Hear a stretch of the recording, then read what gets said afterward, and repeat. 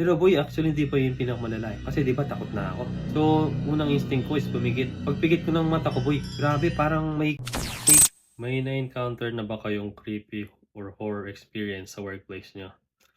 Actually sa mga hindi nakakaalam, yung tinutukoy niyang workplace dito is yung cargo namin or caregiving facility. Kasi alam niyo naman yung mga caregiving facility, 'di ba, maraming mga pumapanaw na diyan kasi mga matatanda na yung mga pasyente. So, parang hospital vibe, 'di ba? Eto straight to the point lang, hindi ako nakakita, ng mga multo. Wala ako niyan, wala akong sixth sense or kahit ano.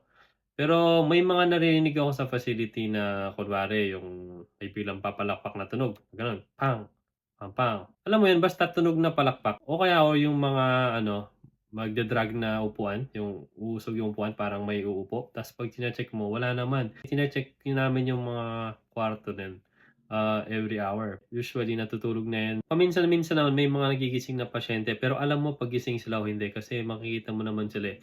Kasi chine-check nga namin yan, 'di ba? Pero ayun, wala talaga akong nakikita. Pero siyempre ako hindi ko tinatakot yung sarili ko. Iniisip ko or baka ano, baka galing lang yan sa ibang floor or ano, hindi ko nakikita. Kasi madalas yan nangyayari pagka nagbe-break yung isang tao. Kasi dalawa kami diyan sa isang floor, eh. Sa isang floor namin dalawa yung unit, tig-isang unit kami na binabantayan. Pero 'pag break ng isa, yung both floor chine-check namin. So 'pag nasa kabilang floor ako biglang may marinig na nagda-drag na upuan na parang may nagising na uupo yata. Siyempre pagche-check ko wala naman. Ang lagi ko na lang inisip nun, eh, baka galing lang sa ibang floor or kasi 4th floor kami, baka galing lang sa 3rd floor, 2nd floor. Ewan ko kasi ayoko naman takutin sarili ko, pero alam ko sa utak ko na puwede siyang ano, puwede siyang multo. Hindi ko pa rin tinatanggal yung possibility na may multo nga. Lalo na yung palakpak boy. Kasi yan palakpak na yan tinatanong ko rin yan sa ibang staff, eh. Tinatanong sila kung, "Napapansin niyo ba may laging pumapalakpak sa ano, sa B unit?" Sa B lang kasi lagi lumalabas, eh. Hindi ko yun narinig sa A, sa B unit lang. Kasi sabi ko kanina 'di ba, dalawang unit yun. Dun sa B unit ko lang siya naririnig. Ta's sinasabi nila lagi sa'kin wala naman silang napapansin. Eh, ako ilang years na ako dun, 6 years na akong nagtatrabaho dun. Halos every time na mag-shift ako dun naririnig ko yung palakpak na yun kaya malabong-malabo hindi nila napapansin yun lalo na hindi lang ako yung panggabi. May isang staff pa dun na panggabi lang din siya. Pero hindi pa din yun na-experience kahit isa. Pero yung iba naman, mas malala pa yung na-experience kasi footsteps na yung naririnig, eh, parang naririnig na talaga yun na yung naglalakad. Eh, ako hindi pa naman inabot yung gano'n na experience naman. Siguro kung gano'n mas mahirap ng lokohin yung sarili mo na na hindi yan multo, 'di ba? Kasi alam mo yung tunog ng footsteps sa ano, eh, 'di ba, yung mga may lumagitik lang na furniture, ganyan. Kasi yan puwede po mang maloko yung sarili mo, eh. Pero yung footsteps 'di mo na maloloko yung sarili mo. Alam mo na meron diyan. So anyway, yun yung mga basic na experience ko dito. Actually nasagot ko na 'to sa comment nung nakaraan, eh. Pero ngayon shift na 'to may naalala ko, eh. May shift ako kagabi last kakauwi ko lang nito nagre-record ako. Anyway, uminit na kasi dito sa Japan. Spring pa rin naman pero, nararamdaman mo na nagbabago na yung ano, yung season na magiging summer na. Kaya nung nag-break ako ngayon, binuksan ko yung bintana, kasi hindi pa naman gano'n kainit na kailangan mong mag-aircon. Yung tipong 'pag binuksan mo yung bintana komportable ka na matulog, hindi mo kailangan mag-aircon. So nung pagbukas ko ng bintana may naalala ko, "Uy, meron pala akong malalang na-experience dito, hindi ko nasabi kahapon." Kaya nga ito ginagawa ko dahil nga naalala ko meron 'to. Anyway, yung staff room namin dun, may ano yun, eh, may kama dun kung saan kami umiidlip, yung mga night shift. May kama dun, single bed. Pero puwede rin yun sa mga may asawa. So anyway, ayun na nga may naalala ko dahil dun sa bintana na yun at ganito nangyari. Eh, yung break namin usually, yung A unit magbe-break siya ng 1:30 AM to 2:30 AM, iidit siya ng isang oras. Then after 30 minutes, yung B unit naman magbe-break siya ng 3 AM hanggang 4 AM.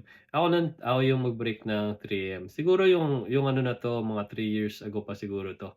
Kaya hindi siya agad pumasok sa utak ko nung sinagot ko yung tanong ni ate. But anyway, ano nga, ganito kasi nagsimula yan. Eh di natutulog ako sa staff room. Tulog ako para makapagpahinga, makapag-idlip. Then nalimpungatan ako boy. Hindi ko alam anong oras yun. Basta hindi pa nag-alarm yung phone ko nun. So between 3 AM to 4 AM yun. Eh nalimpungatan ako, 'di ba? Napatingin ako sa bintana boy. Pagkatingin ko, wala akong nakikita. Wala akong nakikitang multo pero alam mo yun parang may nagmamasid sa'kin. Parang may nakatingin sa'kin pero hindi ko alam kung saan, basta nararamdaman ko lang. Siguro naging OA lang rin yung utak ko nun pero ewan ko, may nararamdaman ko nun. Kasi ako ano, naniniwala ako sa multo kahit hindi ako nakakita, naniniwala ako sa multo kasi bakit? Yung bahay namin sa Pinas boy, meron dun multo, eh. Kasi yung mga bisita namin na nakakita, yung mga may sixth sense nga, pare-parehas yung sinasabi na dun sa multo sa bahay namin. Lagi nilang sinasabi may ganito, ganyan. Tapos yung mga description nila nagma-match. So, talagang parehas. At may isang time nga yun naalala ko pa yun, hindi ko makakalimutan. Nanonood kaming Dragon Ball nun sa sala, mga hanggang 5:00 siguro yun. Yung isang yun nga, bisita namin na may sixth sense, sinabi sa'min na ano, "Boy, nandito siya." Nagsitakbuhan kami boy kasi alam mo naman sa Pilipinas 'di ba madalas magkakasama kayo ng mga pipinsan. Ang dami namin sa bahay boy, nanonood lahat kami ng Dragon Ball. Nagsibabaan kami sa ano, sa tawag dito, hindi ko na maalala yung Tagalog ng Kaidang. Ewan ko, hagdan ba? Ayun, hagdan. Yung problema boy, yung TV naiwan na ano, naiwan na nakabukas. Walang gustong umakyat para patayin yung TV boy. Pero yung di ko makakalimutan dun boy, yung ano, yung amoy ng kwarto. Grabe wala naman kaming mga bulaklak dun, parang yung kwarto nun nangamoy ilang-ilang na. Anyway, yun balik tayo dun sa ano, sa staff rooms. Eh, 'di ba may pansin ko nagmamasid 'di ba? Medyo takot na ako. Siyempre yung unang instinct ko nun, sasara ko yung bintana. Sana boy nung sasara ko yung bintana, parang nag-glitch yung katawan ko. Hindi ko alam anong nangyari, hindi ako makagalaw. Alam mo yun, kahit anong gawin ko hindi ako magalaw, parang may nakadiin sa'kin. Pero yung mata ko nakakita pa rin, yung tipong nakakapaglingon-lingon pa ako kung saan-saan, nakikita ko pa rin yung mga pangyayari. Basta yung katawan ko hindi lang makagalaw. Kahit yung boses ko ayaw nga lumabas, yung tipong magsasalita ka parang hangin na yung lumalabas. Pero boy, actually hindi pa yun pinakamalala, eh. Kasi 'di ba takot na ako, hindi ako makagalaw, eh. So, unang instinct ko is pumikit. Pagpikit ko ng mata ko boy, grabe parang may kumukuha ng kaluluwa ko. Alam mo boy, anong unang naisip ko nun? Na ganito yata namamatay yung mga nababangungot. Kasi nga 'di ba may mga namamatay na walang dahilan na wala naman sakit o kahit ano, bigla na lang silang mamamatay sa pagtulog nila. Yun na lang yung naisip ko, eh. Tipong 'pag pumipikit ako parang may sumasalisi para hilahin yung kaluluwa ko. Alam mo yung gets mo, 'pag pumipikit ka biglang may kukuha sa'yo, 'pag binukas mo yung mata mo wala ka naman nakikita. Kaya nung break time na yun sabi ko sa isip ko, kahit anong mangyari hindi ako puwedeng matulog ngayon kasi baka mababangungot ako. Yun yung nag-last yun siguro mga 2 to 3 minutes. Eventually nakagalaw din ako, boy. Pero tangina yung unang ginawa ko nagkumot agad ako hanggang ulo boy. 'Di ba medyo mainit na? Ang init-init ng pakiramdam mo, ramdam na ramdam mo na yung pawis dito sa leg ko tsaka likod boy.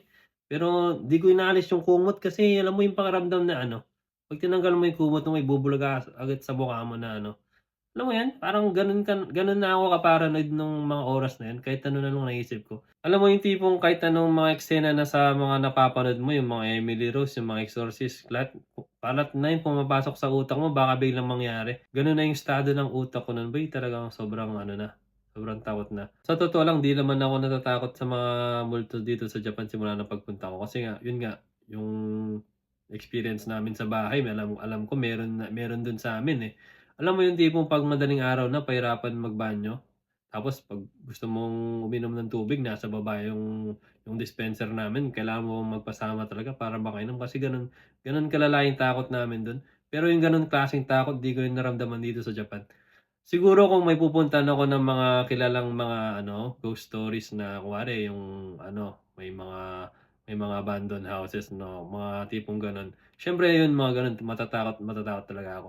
Pero yung mga normal places lang tulad ng mga bahay, yung mga alam mo yun, normal streets, yung mga gano'n hindi ako natatakot, eh. Actually yung mga pinakauna kong na-experience na ghost dito yung mga naka-chat ko nun, eh, bigla na lang nawala, hindi na nag-reply. Hanggang ngayon wala pa rin reply. Kumbaga last na yung mga chat ko. Ayun, na-ghost na ako. Kung meron kayong mga ghost stories, share niyo naman kasi gusto ko rin magbasa-basa ng mga story na ganyan. Yung mga legit kasi yung gusto ko, ayoko yung mga sulat sa mga libro. Gusto ko yung mga true stories, eh. Sige na, bye.